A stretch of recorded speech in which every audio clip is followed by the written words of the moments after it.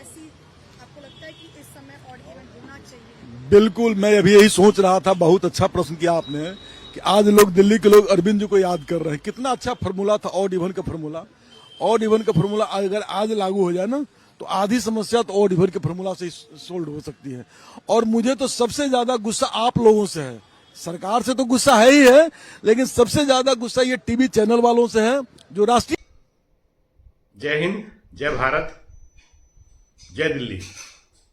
आज मैं दिल्ली के पोल्यूशन, जो खतरनाक पोल्यूशन, हवा खराब हो रखी है दिल्ली की, उस पर एक ऐसा सुझाव देना चाहता हूं। दिल्ली एनसीआर की हवा उत्तराखंड के गांव जैसी हो जाएगी।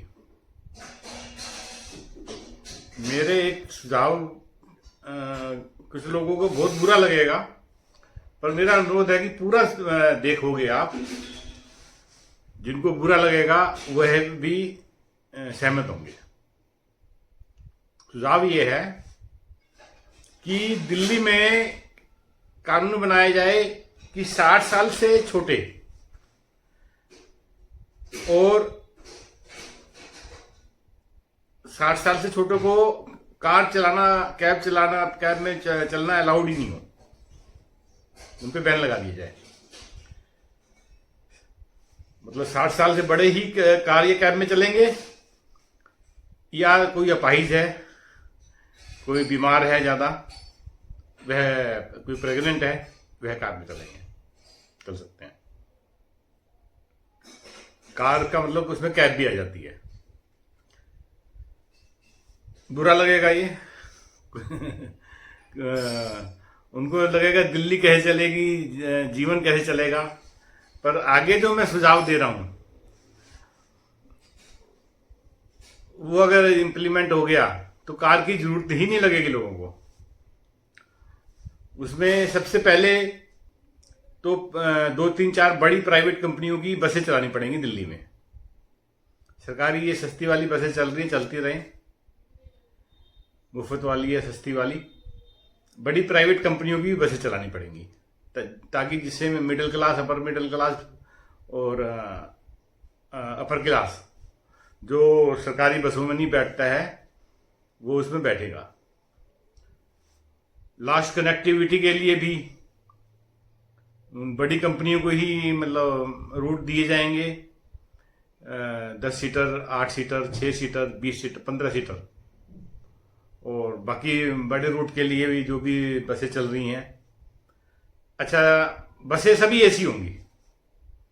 वैसे नॉन एसी और एसी बसों में प्रति किलोमीटर जो खर्चा है वह सिर्फ 8-10% का है। तो प्राइवेट कंपनियां वैसे भी एसी ही बसें चलाएंगी। छोटी हो बसें, चाहे 6 सीटर, 8 सीटर, जितनी भी हैं बसें, सभी एसी चलेंगी। और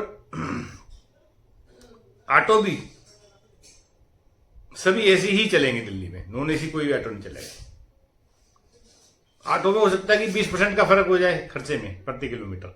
बस में 10 रुपए 10% का खर्चा एक्स्ट्रा लगता है एसी का, तो ऑटो में हो सकता है 20-25% लगे। बैटरी रिक्शा भी इवन सिर्फ एसी ही चलेंगी दिल्ली में। भी दिल्ली की गर्मी को देखते हुए non AC vehicle, public vehicle कोई भी एक सिंगल नहीं होगा। किराया ठीक है, बैटरी रिक्शा में भी हो सकता है 20-30% खर्चा फालतू आ जाए, वो 20-30% अपना फालतू लेंगे। अच्छा, ये सब बड़ी कंपनी की चलेंगी। ऑटो इंडिविजुअल चल सकते हैं, पर बैटरी रिक्शा 2-4-10 एक एरिया में 1-2 कंपनी की चले, ताकि अनुशासन में चलेगी रहे वो।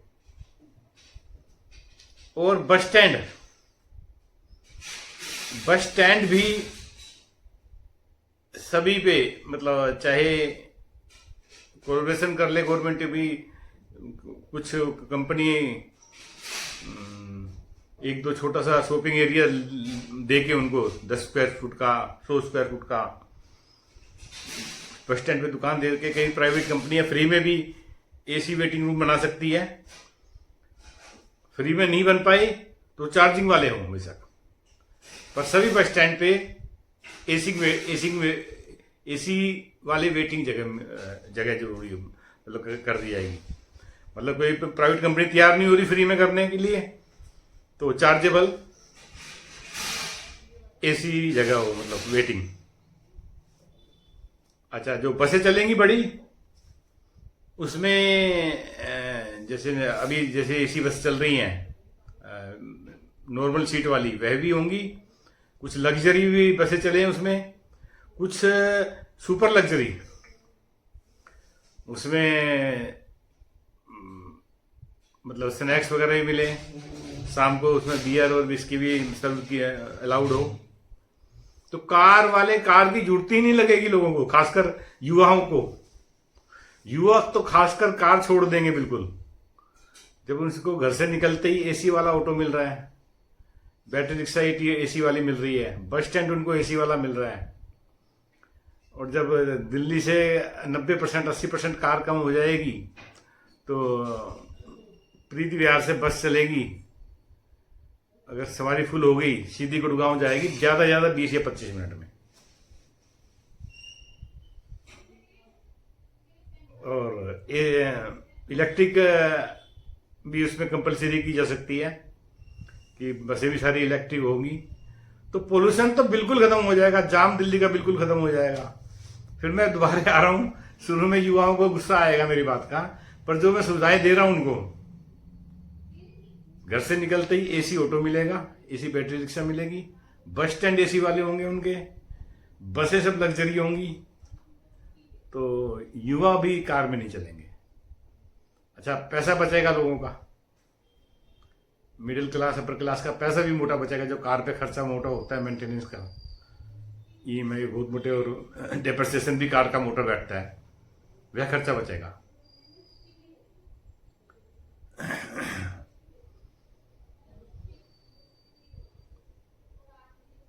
सुझाव पसंद आए तो वायरल करें, कमेंट कुछ बुरे भी आ सकते हैं इसमें, कार की हैबिट पड़ चुकी है। अच्छा, एक चीज और बोलना चाहूंगा, जो मतलब काफी बड़े अमीर हैं, जो 200 करोड़ के मालिक हैं, उन पे ये किया जा सकता है कि लिमिटेड कारें दिल्ली में, कि भाई 10,000 रुपये महीना या 20,000 रुपये महीना या 30,000 रुपये महीना टैक्स दे के कार रख सकते हैं। जो अति अमीर हैं वो रखें, ताकि अति अमीरों को दिल्ली से बाहर नहीं करना है हमें, और उस पैसे से जो है दिल्ली में विकास करा जाए, इंफ्रास्ट्रक्चर वर्क करा। अच्छा, इसमें एक और चीज है, जब कारें इतनी कम हो जाए, ऐसा टू व्हीलर पे भी ये किया जा सकता है, घर से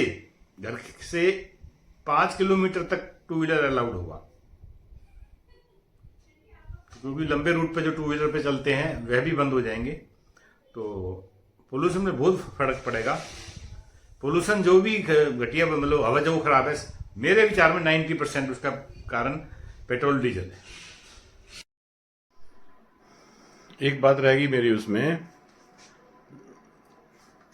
दिल्ली से जब 90% कारें रोड से कम हो जाएंगी, 95% रोड से कारें स्कूटर कम हो जाएंगे,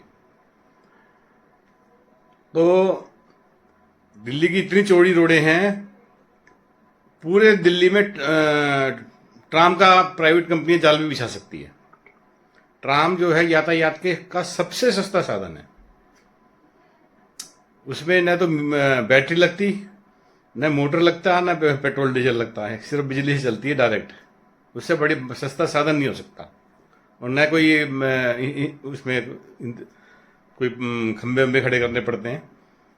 तो ट्राम का जाल भी दिल्ली में बिछाया जा सकता है आराम से, प्राइवेट कंपनी आराम से बिछा देंगी जाल। दिल्ली में जो प्रति कार टैक्स लिया जाएगा जनता से, मतलब अमीर जनता से, करोड़पतियों से, जिनका कारों वगैरह काम नहीं चल रहा, 20,000 रुपये महीना कम से कम होना चाहिए। वह इकट्ठा करके जो दिल्ली में कार नहीं रखेंगे उनमें बांट दिया जाए, तो हो सकता है कि 20,000 रुपये सालाना, 10,000 रुपये सालाना दिल्ली के प्रत्येक परिवार को मिल जाए। जय हिंद, जय भारत। ट्राम और बसें पूरी रात चलवाई जाएंगी, फ्रीक्वेंसी कम हो जाएगी, लेकिन ट्राम और बसें पूरी रात चलेंगी। ताकि कारों की नेसेसिटी ना रहे।